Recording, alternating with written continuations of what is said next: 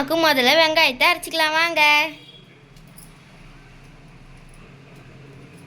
எண்ணெய் ஊற்றிக்கலாம். வெங்காயத்தை அரைச்சிட்டோம் பாருங்க. அடுத்தது ஏலக்காய், பட்டை, இலை எல்லாமே மிக்சிங் பண்ணி எண்ணெயில் வதக்க போகிறோம். இப்போ அது கூட சேர்த்து வச்ச அரைச்ச வெங்காயத்தையும் நம்ம ஆட் பண்ணிக்கலாம்.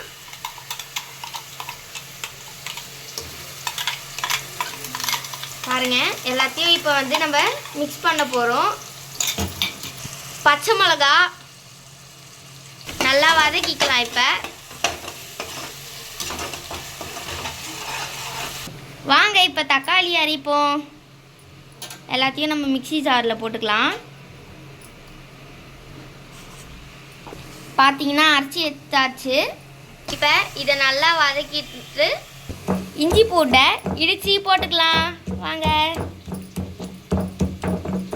எல்லாத்துக்கூடயும் ஆட் பண்ணிக்கலாம். இதை நல்லா மிக்ஸ் பண்ணிக்கணும். எல்லாத்தையும்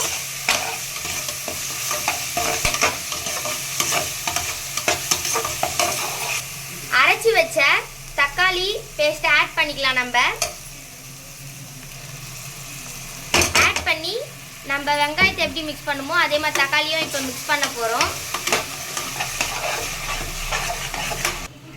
மசாலா போட போகிறோம். காஷ்மீர் சில்லி, பிரியாணி மசாலா எல்லாத்தையும் இப்போ ஆட் பண்ணிடலாம். வாங்க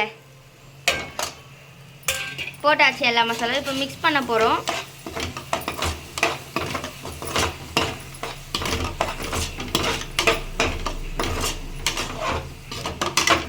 பீன்ஸ், கேரட் ஆட் பண்ணிக்கலாம். மிக்ஸ் பண்ணிக்கலாம். இப்போ எல்லாத்தையும் வேக வச்ச பட்டாணி எடுத்து போட போகிறோம். இப்போ மிக்ஸ் பண்ணிக்கலாம். நல்லா உப்பு சிறிதளவு சேர்த்துக்கலாம். தேங்காய், சோம்பு போட்டு இப்போ அரைச்சிக்கலாம். பாருங்கள் எப்படி கொதிக்குதுன்னு.